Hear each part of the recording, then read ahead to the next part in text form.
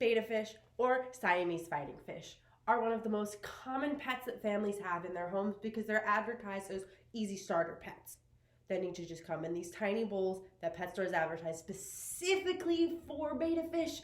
But these are not livable habitats for betta fish. If they cannot swim around freely, it's not good enough for them. As a betta fish owner for many years, I am a strong advocate for keeping these fish happy and in the right conditions. But I know what you're thinking. Kelly, since you've owned betta fish for many years, that means you've owned them since you were a kid. Did you, at 10 years old, actually know how to take care of an animal?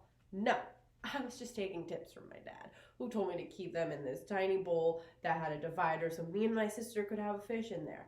I was feeding them every other day, and their water was only getting changed once a month. This, I have found in the last 6 months to be the most awful treatment of a fish ever. Critics argue that betta fish are becoming one of the most commonly mistreated pets in the pet trade. This is not good, but being educated and learning how to take care of these pets will stop this cycle from happening. So here are a few tips. Tip number 1, tank size. So yes, unfortunately, they don't belong in bowls like these. They belong in at least 5-gallon tanks. The absolute minimum that you can go is 2.5 gallons. This is because of the myth that betta fish live in these small puddles. They don't need much room to move. But that's not true. They live in streams where they can just swim for as long as they want. Tip number 2, betta fish are tropical fish, which means that they need to be in a tank that's water is anywhere from 75 degrees to 82 degrees Fahrenheit, which means that this tank right here needs a heater. A common myth is that betta fish aren't tropical fish, but unfortunately, and for example, some of the species of betta fish are from Thailand. This is a very tropical place to live. They're not used to the normal 68-degree homes that we all live in. They can live in 68-degree water, sure. Your betta fish won't be happy and won't be living to its full lifespan. Chances are they're going to catch an illness and not live for their full lifespan.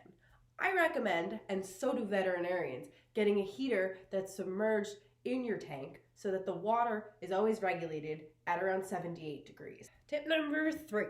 No tap water for bettas. This is because oftentimes tap water is treated with things like chlorine and chloramine. This, if put in your fish's tank, will cause immunosuppression or make your fish very sick. What I recommend, and what vets also recommend, is to get a dechlorinator or a conditioner that helps dechlorinate your water and make the water safe for bettas to live in while also keeping the important nutrients that come in tap water. Tip number 4. Filters. Yes, your betta fish needs a filter, and you might be thinking, why? These fish are so easy to take care of. Why would I need a filter? I've never heard of this before. Filters keep the water safe from toxins and keep the water cycled. She, however, doesn't have one because she's still too small. She will have one soon, but not yet. Here's to a better life for betta fish, because the more people that are correctly educated about how to take care of these creatures, the happier they'll be in their homes.